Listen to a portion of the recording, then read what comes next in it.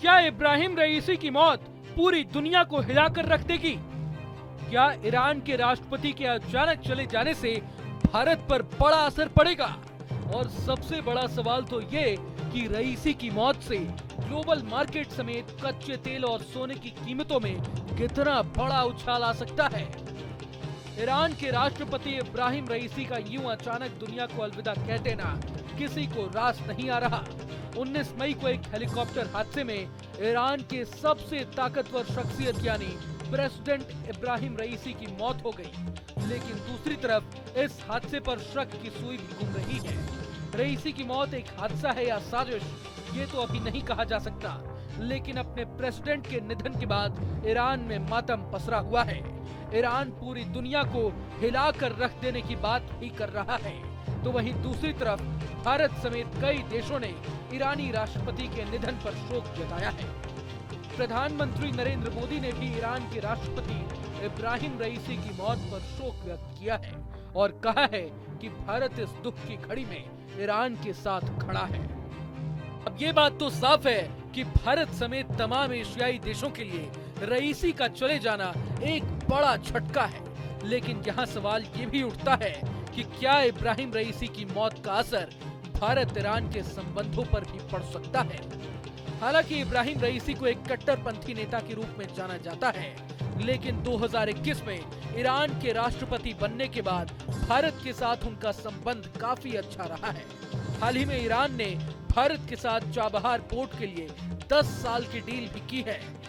इस डील के लिए भारत साल 2023 से ही प्रयास में जुटा हुआ था, लेकिन रईसी के राष्ट्रपति बनने के बाद भारत अपनी कोशिशों में कामयाब हो पाया और इंडिया को चाबहार के संचालन का अधिकार अगले 10 सालों के लिए मिल गया। चाबहार के लिए हुए इस समझौते को भारत का चीन के बेल्ट एंड रोड इनिशिएटिव यानी BRI का जवाब भी माना जा रहा है। लेकिन असल में इस करार की अहमियत इसलिए बढ़ जाती है क्योंकि अमेरिका की नाराजगी के बावजूद भारत ने ईरान के साथ इस डील को जारी रखा है।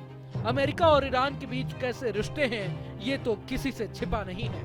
यही वजह है कि अमेरिका इस डील को कभी नहीं होने देना चाहता था। इसे रोकने के लिए अमेरिका ने भारत पर कई तरह के प्रतिबंध लगाने तक की धमकी भी दी थी, लेकिन वो अपने प्रयास में नाकाम रहा। यहाँ गौर करने वाली बात यह है कि भारत ईरान संबंधों को और मजबूती देने के लिए रईसी अगले महीने भारत भी आने वाले थे, लेकिन भारत दौरे से पहले ही उनकी मौत हो गई। रईसी के बाद अब दोनों देशों के बीच संबंध किस दिशा में जाएंगे ये देखने वाली बात होगी।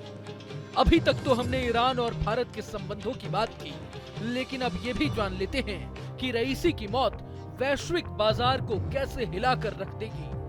दरअसल ईरानी राष्ट्रपति की मौत से तेल सप्लाई चेन पर असर पड़ने की आशंका जताई जा रही है। चूंकि ईरान एक बड़ा तेल उत्पादक देश है, इसलिए सप्लाई चेन में बाधा आने से तेल की कीमतों पर भारी असर पड़ सकता है। रईसी की मौत का असर कच्चे तेल के मार्केट पर भी दिखने लगा है। ईरान के राष्ट्रपति के हेलीकॉप्टर के दुर्घटनाग्रस्त होते ही एशियाई बाजारों में तेल की कीमतें बढ़ गई हैं। वैश्विक बाजार में ब्रेंट क्रूड भी 83.77 डॉलर प्रति बैरल के भाव पर कारोबार करता दिख रहा है।